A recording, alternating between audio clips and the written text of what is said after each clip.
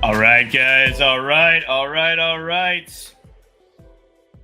I am your host, Corey Myers, and this is the Level Up Business Mastery.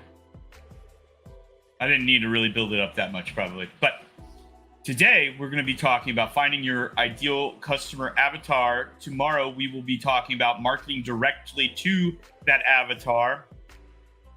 And so today, we want to make sure that you can create a customer avatar that you're proud of, that you like, and that works for you, and bring you lots of prosperity. Right? What else can bring you lots of prosperity? We've got this one-time offer, guys, and got 6 days left. I'm recording this for Sunday because I had to cut my live short. So 6 days left on Sunday of this one-time offer. We're only doing this once. Guys, we're going to do 8 powerful weeks with myself and Robert Lyon. We are teaching you all kinds of free stuff, but we want to really get in there and actually, turn the knobs and turn the dials and push the buttons in your business to get you to the next level. And we feel that we can do that in 8 weeks. We can solve a lot of problems in 8 weeks. But just in case we cannot, and it's a long-term problem solution, we are also giving you the 12-month membership to our exclusive online learning and community. So that is going to be fantastic. That's a fantastic value. We want you to generate new revenue. We want to put streams into place that help you out. We want you to be able to pull those levers and turn that revenue on and push those levers back and turn it off because you've got too many clients. That's what we love. We can't do it if you're not in the program. So we have this one-time offer. We're only doing these one-on-one strategy sessions, during this one-time offer. That's really a big kicker. You can join the online learning and community group, the Inner Circle. You can join that anytime. In fact, if we feel like that's a fit and the 8-week thing is not, then we'll recommend that. We're not going to just throw people into this thing. We want specific business owners. We want you to be in business for a couple of years. You know what you're doing. You just need help getting to the next level. We need you to be revenue positive. We're not going to save you. That's not what this is about. This is about getting you to the next level. So we want those business owners that are ready to go. That's what this program is really about, is just really helping out business owners that are just need to get to the next level. So we've got 12 months. This is a 12-month program. Whether you like it or not, that's what we have. But that first 8 weeks is just an accelerator, and we're going to punch it, right? We're just going to punch it, and it's going to be fantastic. You are going to get so much more business, and you're going to be able to execute so many more orders for your business. It's going to be magic. Let's get down to brass tacks and talk about finding your ideal customer avatar, your ideal customer profile. What is an ICP? It's not the insane clown posse. It is an ideal customer profile. Now, that is pretty much the industry standard on what it is, but lots of people, like myself included, call it an avatar because that's what it is. It's an imaginary person that you've made up to fill the space of a real person. That's an avatar. That's by definition what an avatar is. So, ICP, you are making a new person up. Just make them up. And we're going to teach you how to make them up effectively so that it works for you, right? So we don't want to just pull stuff out of thin air because that's what you're doing right now and it's not working. So what we want to do is right this ship and start targeting that ideal customer persona and make sure that that person is the one seeing your stuff. So tomorrow we're going to talk about how to market to those people or these people that we're going to make up today. Why do you need an ideal customer profile? Well, it serves a lot of different purposes. One, and I talked to somebody recently, it's like, hey, we want to narrow our search. We've got so many potential activities that we should do, but it's only one of me, or it's only my one team that does that we only have one team. We're not going to get another team. And so how do we prioritize what we want to go do, right? Well, let's look at it under the lens of a strategy and say, hey, look, if we go over here, we lose out on opportunity costs over here, right? Regardless of what we do, we have to choose A or B because there's only one. It's a binary choice. So when we look at that, or maybe there's 3 locations that we should be on Saturday, which one is the best, right? So with an ideal customer profile, you are going to be able to look at that event and say, that's where our customers are. These other 2, we might see some customers, but this is where our customers are going to be in packs, in droves, in gaggles and groups. That's where we want our customers, or that's where we want to be, is in front of our customers. And we know exactly what our customer profile looks like. We know how they behave. So that's going to take those opportunity costs away because we are now certain that we're making the right choice based upon our ideal customer profile. So you're never going to think, hey, which one should I go to? I guess we'll just flip a coin or pick straws or whatever and choose one. And then your ideal customer is not there. You don't know where they are. So why do you need an ideal customer profile? One, it allows you to see those things that you shouldn't do and clearly see what you should do in your business to attract that ideal customer profile or to make them aware that you exist. If they don't know you exist, they can't buy from you. So how do you create an ideal customer profile? That's what we're here to discuss today. I'm going to talk about different always filters and good things to really put your ideal customer profile in certain boxes and things. So we're going to talk about all of those traits that you can add to that person, and then we'll kind of build out a person, right? So another thing you can do, why you should have an ideal customer profile, is it is going to show you what your customers are doing and what their kind of attitude is and where your values align with them. And so really, when you use account data from your Stripe account or your Square account or whatever, maybe they fill out a form, they put their birthday down. Look at all the similarities. If you've already got data, if you don't have any data, this is going to be a much easier process because it's going to be a lot more made up. However, if you can look at your data and see those patterns and similarities, then you're going to be a whole lot better off. You're going to be able to say, man, we have all of these customers. They all seem to be from the same neighborhood. So why are we going across town and not getting any business when all of our business seems to be from this neighborhood? Even if we are across town, those are the people buying because they recognize us and they just happen to be across town. That's a huge discovery if you're running a food truck or something like that, right? So make sure that you are looking at your current clients and seeing what their behaviors are, what they're already doing, where they're shopping, what they're shopping for.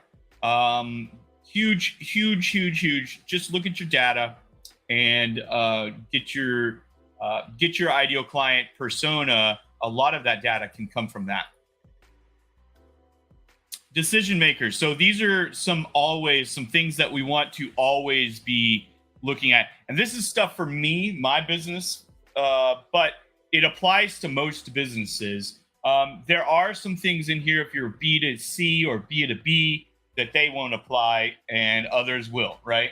So, but the first thing is you need to be talking to decision makers. Don't waste ideal client persona is a decision maker. Don't be talking to people that aren't decision makers. Get in the room with the decision makers, period. End of story. Take everybody that's not a decision maker off the table. Take them off of the chessboard, right? They're pawns. They also have to have the ability to buy. So that means I've got enough money in my bank account to afford this service or this item. Hey, my kid wants the Star Wars Lego thing for Christmas, but I only make, $40,000 a year, and that thing is like $200. So that person is probably not the ideal client for the Death Star.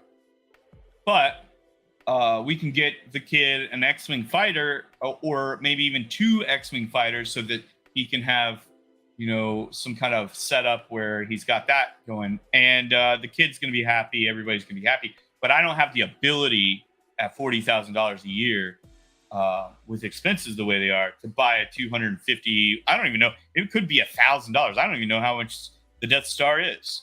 How much is the Death Star? We'll have to take some notes. But they don't have the ability to buy the Death Star. For some reason, their cash is tight, right? So you need to have somebody, you need to be talking to the person that has the ability and is the decision maker. And you need them to have a need. Every week, I talk to somebody and they try to sell me. And it's like, I just wanted to meet you, dude. I just want to figure out what you're about and get to know you so that I might be able to send you customers. But I'm not your ideal client. I don't have a need for your product or service. So don't try to sell me. I don't have a need. I am the decision maker. I've made a decision that I don't have the need. Right? Now you pissed me off. So make sure they've got a need before you try to sell them. And make sure that your funnel process is taking people out of the funnel as much as it's putting people in, right? So you need to be taking these people that don't have a need for your product and stop marketing to them. Industry. So always, you can just B2B, you can pick an industry, even B2C. What kind of job does, Gustavo, our customer avatar, have? What kind of job does he have? Gustavo, he works in law enforcement, or he's a security guard at a mall. So what's he gonna like from our services? I don't know. Figure it out. But that's the industry we're targeting, so we're going to target them, and that's what we got, right? Now, this may be something that you have an ideal customer avatar, and then we'll talk about secondary avatars as well. But, you can have industries as an indicator. Employee size, that's very important for me. When I do one-on-one work with my clients, I really need them to have employees because I can't do anything because you know that you're wearing too many hats if you're a solopreneur. You already know that. I'm not going to tell you anything new there because that's really the first step to get to where I can help you is to get employees. And then we need to start managing those processes that the employees are taking, right? So if you are taking your employees and you say, hey, I've got 10 employees, maybe I can help that business. Hey, I've got 5,000 employees. I can help that business. Hey, it's me and a partner. I could probably help that business too. But we're going to have to meet some criteria, some other criteria first, right? Because that's a little bit outside of my threshold. Same with you. You can target businesses that have employees, that don't have employees, that are under 500 employees, that are over 100 employees, or somewhere in there. You can make that a measurement for your ideal customer persona. Say, I only work with dentists, with 5 dentists in the office, DDS, orthodontics, whatever. This is maxillofacial surgery. If they've got 10 people in their office, I know the exact way to like really explode their business, right? These clients also need to see you as the differentiated and preferred solution. So there's lots of consultants out there. There's lots of coaches out there. I need to be the differentiated and preferred solution over that other coach, that other person that you would be considering. And that's really where it comes down to your marketing and your messaging and your values. At a certain point, they need to have that switch turned on to say, yeah, this is who I would go with. So figuring out what those buttons are and saying, okay, why would Lindsay buy my services? Lindsay absolutely loves the things, whatever that, the cupcake icing, and she really likes the cream cheese icing, and you're the only one in town that does the cream cheese icing on the cupcakes. I don't know, right? So how do I get Lindsay to know that I do the cream cheese icing, right? So you need to figure out what those buttons are and push those. If they took another year, but we still closed them, would it be worth it to retain them as a client? I think about this one a lot. I've added this to my thing of how I bring on new clients. And I think this one is super important for me. You may be in a shorter sales cycle. You may be selling, kids' toys in a toy store, and somebody needs a birthday present for a 1-year-old, and they come into your store and grab a toy, right? Who knows? I don't know. That's a shorter sales cycle. They came in, they had a need from the product. They came in, they realized they were driving past your thing, or they found you on Google.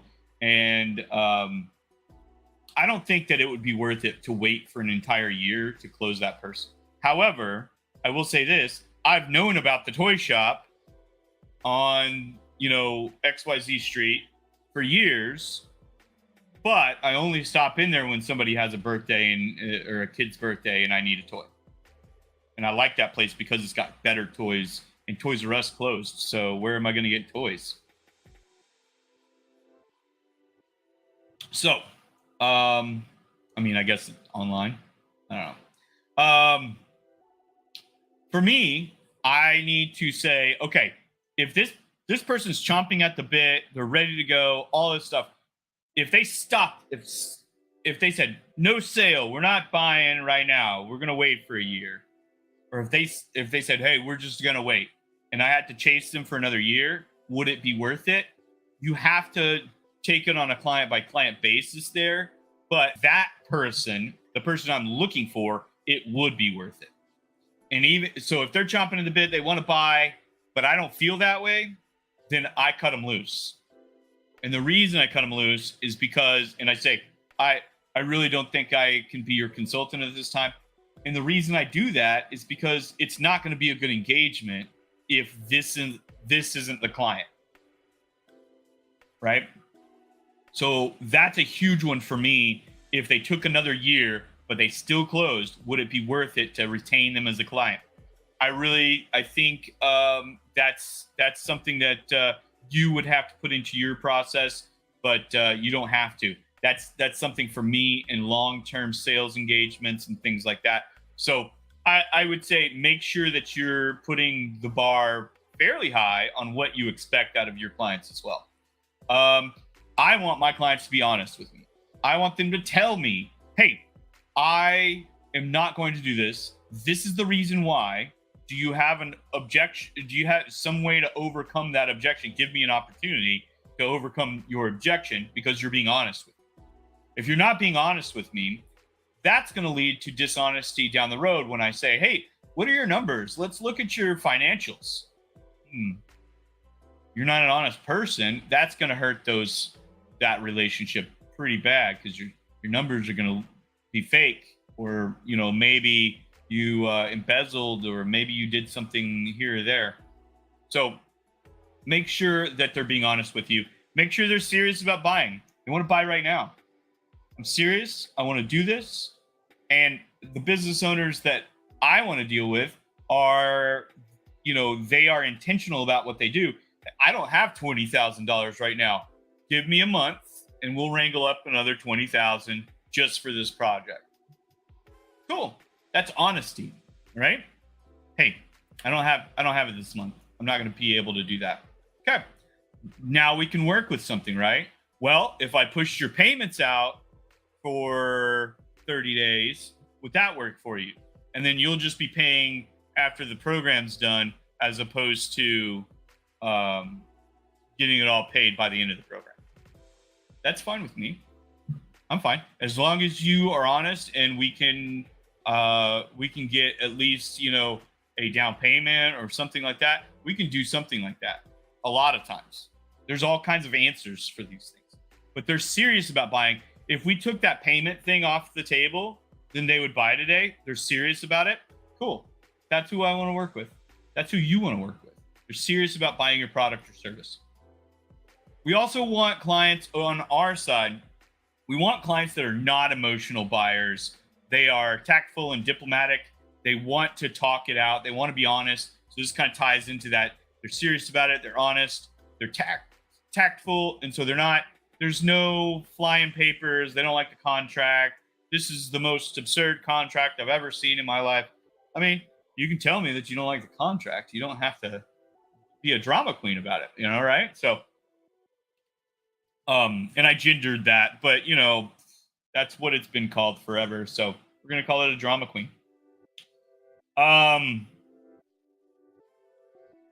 But tactful and diplomatic. We don't want clients that are off the chain. Now, maybe that's who you want. Maybe you sell tabloid news. That's your ideal client. You want people that are completely emotional. In 99% of what they do is based on emotion. If you're selling tabloids, that's your ideal client. Jersey Shore type people, right? You can also client fit them into some other boxes. So we'll talk about these pretty quickly, but you can say, hey, I want them to have their headquarters in Austin, Texas, because I live in Austin, Texas, and I want to go visit their headquarters. I don't want to travel everywhere to meet with my clients. So those are the people that I'm going to be meeting with, right? Founded date. How long have you been in business, right? So Gravere Strategist, in different names, has been in business for over 6 years. I've been in business. I've been a consultant for over 6 years, independent, without another job, right? So I do this for a living. This is what I do. And I've made it a point to stay alive in this business, even during tough times and things like that, by saving and making sure I have a glide path. Now, you're not going to realize that. You're going to say, oh, you're 6 years old. That's it. You're just but if I'm targeting you as a client, I want to say you probably need a couple of years under your belt before working with me directly. Funding status. This is important. I don't really have a funding status requirement for my clients. However, because it's all fluid, right? But if I'm going to be working with a founder and they are unfunded and they don't have any money for me, then I don't have any time for them. And it really just comes down to that. So if you're funded and you're a startup, I can help with that. However, if you're not funded and you're a startup, we need to probably get you some funding first, right? And we can help with that too. We can connect you with some people and get you some funding. And then total funding is, same kind of thing. How much funding do you really have? Do you have funding? Do you have working capital? Do you have things like that? Valuation. You can say, hey, I only work with this kind of client at this kind of level, this valuation. I want your company to be worth 50 million before you talk to me, right? Now, that's just arbitrary wherever you feel most comfortable working, and you pick again out of the clients that you've worked with. The best clients have been those clients that have been over 50 million, right? Or something like that. Do they have investors? That could be a criteria of your person, your ideal person. Seeking out people that have investors means that they've got an idea that somebody else bought into already, right? Somebody was like, I'm going to throw money at this. It's going to be huge. Great. Fantastic. You've got investors.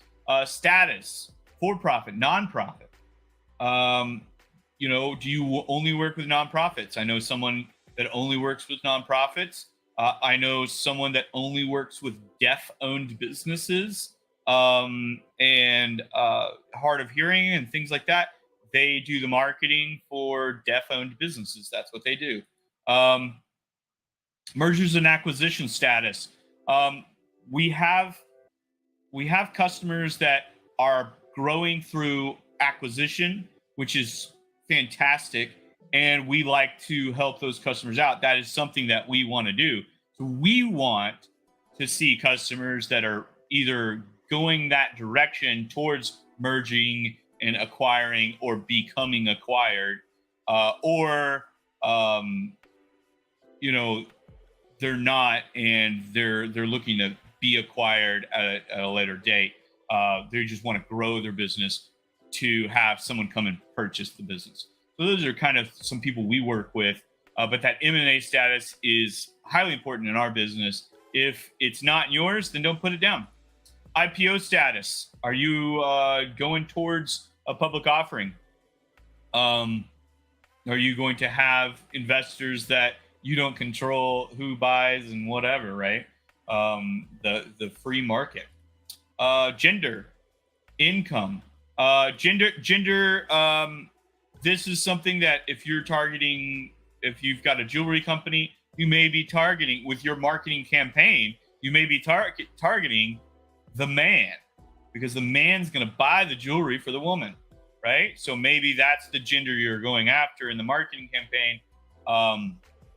And so you're going to do something like that. Or let's say that you want to have a pride client, and you want to make sure that you cater to them. So that's an ideal client for you. You're going to pick that as something that is an indicator of how they're going to act and buy around your products, right? Income. Looking at different things, I've sold a lot of things online. Sometimes it's like, hey, let's target people that are like right here in this sweet spot of income. And this is more B2C.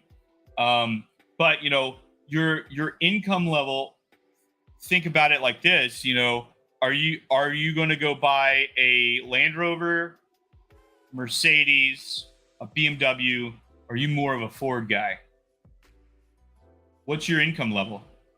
So we're going to be able to tell you what you can afford based on what you do for a living and the income you generate off of that, right?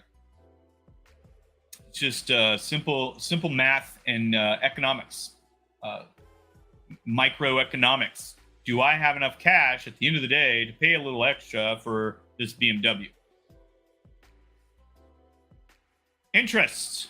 What are your interests? Do you like baseball? Do you like hiking? Do you like cloud spotting? I don't know. What are you good at? What do you like to do? I love photography. I need to get a new camera. I sold my big good camera, my Nikon, because I was going to hiking on the Appalachian Trail, and I was like, I'm not going to carry this. So let's use it to buy equipment for the Appalachian Trail.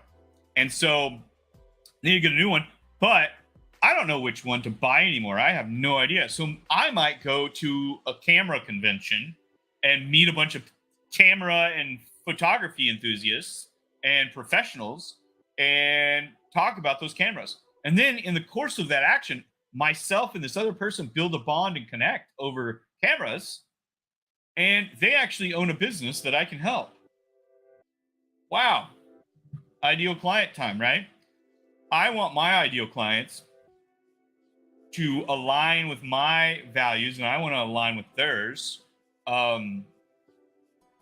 before anything else. So those things that they value are going to be their religion. They're going to value family time, especially. I told an employee of mine yesterday, hey, and the new employee, we just having some initial conversations. And I was like, hey, I don't want you working on weekends. I don't want you working at nights. There are going to be times where you are going to need to work on weekends and nights, but it is going to be my absolute mission to try to keep you out of that. Right. So if there's no deadline and there's nothing going on, you shouldn't be doing that. And I think that I would like to work with businesses. I like to think that I want to work with businesses that also hold those values. I don't want to be working on weekends. I think if I can't afford to be off on the weekend, then I'm doing it wrong, right? So there's a lot of things that I'm doing on the weekends, like these live shows, which we do Saturday and Sunday.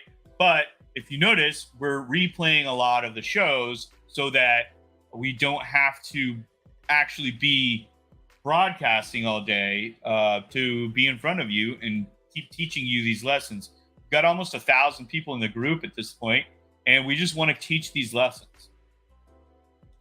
So I would go to so I spent a little too long on interest probably, but find something that you're really good at. One of the things with brand, and I'll say this last thing and we'll move on to favorite brands, but my brand was Corey Myers Growth Consulting.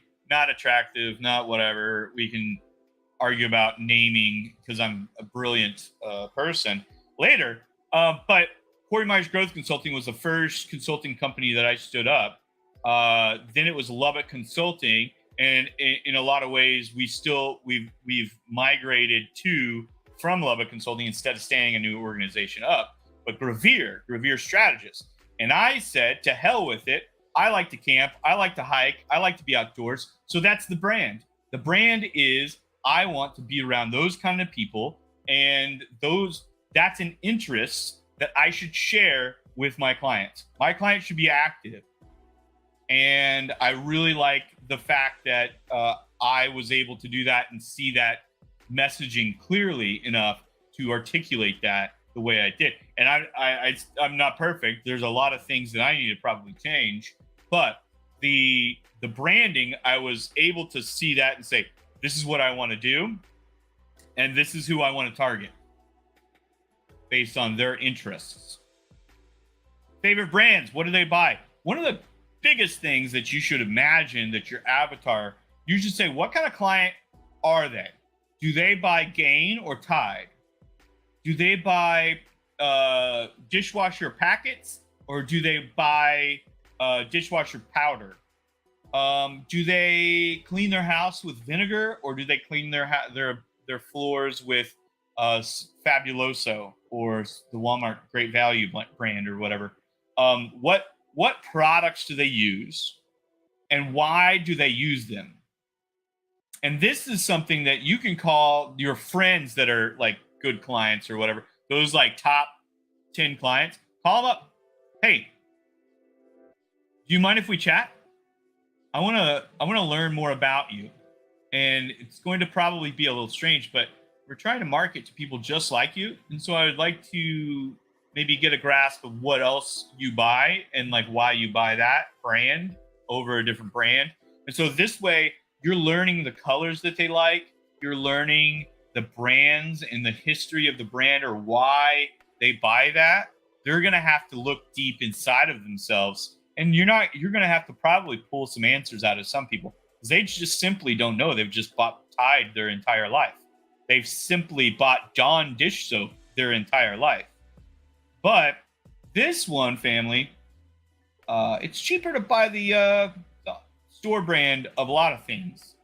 And I buy the quality stuff that I need. It's going to matter about the quality.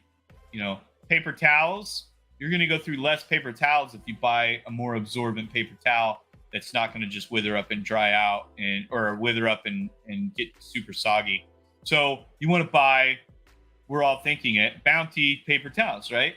So I want to, if I want to have a soda, I want a Coca-Cola or a Dr. Pepper. I don't want the store brand because they taste different. I don't like the taste. I like the taste of the original brands. So I'm going to spend a little bit more money on Coca-Cola and Dr. Pepper, right? Now, I don't buy sodas very often, but when I do, that's what I do. Q-tips. I don't buy Q-tips, or I don't buy I buy the name brand Q-tips because I do stick them in my ear against my doctor's orders. And I need the Q-tip. I need the good one. I don't need the trashy store-bought one that falls apart and scratches my eardrum, right? So, what are your favorite brands? How does that relate to your product? What are their favorite brands? How does that relate to your product? How can you get that same messaging, that feel that this person really wants to feel? I want to feel safe and secure with my paper towels, my Q-tips, my dishwashing soap. I don't know. And so if you have PC versus Mac, there's all kinds of favorite brands that people have and preferences. I am kind of a go whichever way the wind blows. This PC it's a gaming PC that I built, but it's great for graphic design and things like that. I built it on purpose to do that, right? But I've been a Mac guy for a long time. I've got an iPad. I've got 2 iPhones. I used to have a MacBook Pro. I've had Mac Minis. I've had Mac Pros. I've had iMacs. I'm a Mac guy, but I'm a PC guy if it's going to be this powerful for this amount of money. Absolutely all day. It's way better, right? So, favorite brands. What are their favorite brands? Where do they already shop? Are they shopping at Target? Maybe should you put your product in Target? Call me and I'll link you up with my friend Ashley. She can get you set up for success to be in Target, Walmart, Neiman Marcus, whatever you want. We can put you there. If that's the intent we need, and it's going to take some work, right? What are their favorite brands? Put you next to their favorite other brands on the shelf. Connect on values. Again, connect on, not just hobbies like photography, mountain climbing, mountain biking, but connect on values. If you are a Christian, you're going to want to connect with other like-minded Christians. If you are not a Christian, you might want to ignore this altogether. I don't know, but connect on those values. One of the values that I mentioned earlier, honesty, is a value that I hold near and dear. I want to be honest with you. I want you to be honest with me. And so I'm going to connect on those values. I'm not going to connect with people that aren't honest. Sorry, we're just not probably going to be a good connection. And then ask your customers, what do they say? Again, call them up and say, hey, what do you think of my brand? Like, who is the ideal customer? And you can just ask them straight up like that. Say, and can you describe the person that you imagine shops at my store? And they're going to tell you, well, you own a Hot Topic franchise in the mall. So angsty teens and angsty 30-year-olds that go to trivia night at the beer hall, right?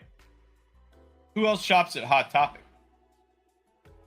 I'll go in there every once in a while, get a good band t-shirt or something, but I haven't been in years. That's just not my style. That's not what but I can describe their ideal customer. Let's put it all together. So you've got all of your data from you've got all your data from the customers that you already have served. You've got all your data from I'm putting this thing, what's their income, what's their IPO status, all this stuff. We've got all of that. Now let's put it all on one piece of paper and say, this is our person, right? So we're going to say, this person likes baseball. Their favorite team is the Seattle Mariners, right? They don't love baseball. They like it. That's their team. They buy, they do these activities with their family. They go to the beach and they go to the mountains. They go outdoors.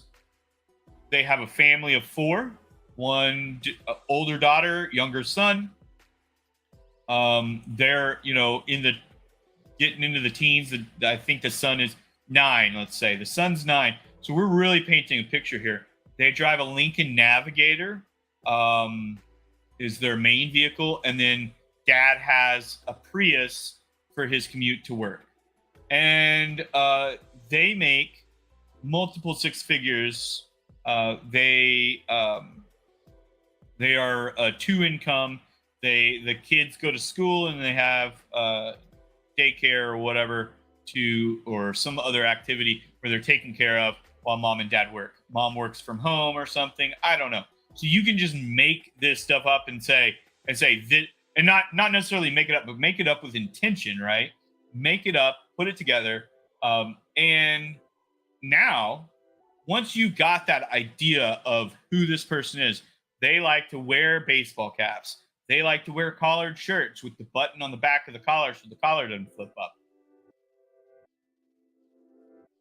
Yeah. And you want to make sure that that person that you're selling to has all of these traits before you sell it to them. Because the next step, and we'll be going live Sunday afternoon at 4 p.m. Central Time to teach you how to sell and how to market to those people. Now you've got someone who will buy your product. You've got an idea. You've got a vision. That means that you're not going to go chase everybody. You've got a singular focus to sell to, what did I say? Lindsay earlier? Sell to Lindsay. Sell to only Lindsay. People named Lindsay. That, whatever. I don't know. We're only going to sell to this type of person, regardless of their name. But you can make up a name. What do they drive? What's their license plate number? What is their, what kind of PC do they own? How many square foot is their house? Build this person a life, an avatar. Because you're going to say, oh, they've got 4 bedrooms, 4 people in the house. Their bedrooms are full. Maybe they're not going to be an ideal client for a home gym because all the bedrooms are full. But this person with 5 bedrooms and 2 kids, they've got an extra bedroom they're using for storage right now. Let's turn that into a home gym. And if you're selling home gyms, maybe that's the person you go after. They've got excess income. They are too busy to have a gym membership because it requires you to drive somewhere. So let's put it in the home, blah, blah, blah, right? Story's over. Hey, guys, it's been real fun chatting about finding your ideal customer. But, I do have to mention that we still have this one-time offer. This is airing on Sunday. So 6 days left on Sunday. And really, you need to make sure that you are able to imagine yourself at the next level and successful. And that takes a little bit. The steps are here. We've got I never know which way my camera is facing. Sometimes it's mirrored on Zoom and sometimes it's not. So we've got an 8-week business growth intensive that maybe is going to take you to the next level. Those are the steps. We don't know if you're eligible. We need to talk to you to find out. So sign up for a strategy call with Robert. and we will talk to you. And we'll have a strategy call. You'll come away with wins, some action items that you can take to push forward. I had a great conversation with somebody the other day, and we just got so excited connecting on all these things and talking about different things, that I forgot that we were supposed to be working on their business. I just got excited. I'm not a very good salesperson, by the way. I just like to meet people, and I like to learn their stories, and I like to learn their products and services. And it's just a wild world out there, man. So let's meet. Let's do a strategy session this week, and we'll see if you're a good candidate for this 8-week business growth intensive. If you're not, and you're a great candidate for the 12 for the membership in our exclusive group, then we can also do that. You're not going to get the 8-week intensive, but we can at least get you the online learning, the masterminds, and it's going to be a little bit less hands-on from Corey and Robert, but that is still a really great program as well. So 8-week business growth intensive. We want 8 business owners in that program. I'm going to let you go. I think you now know how to make and find your ideal customer avatar or your ICP. So I think that is important. That's what we came here to do. So I will bid you adieu.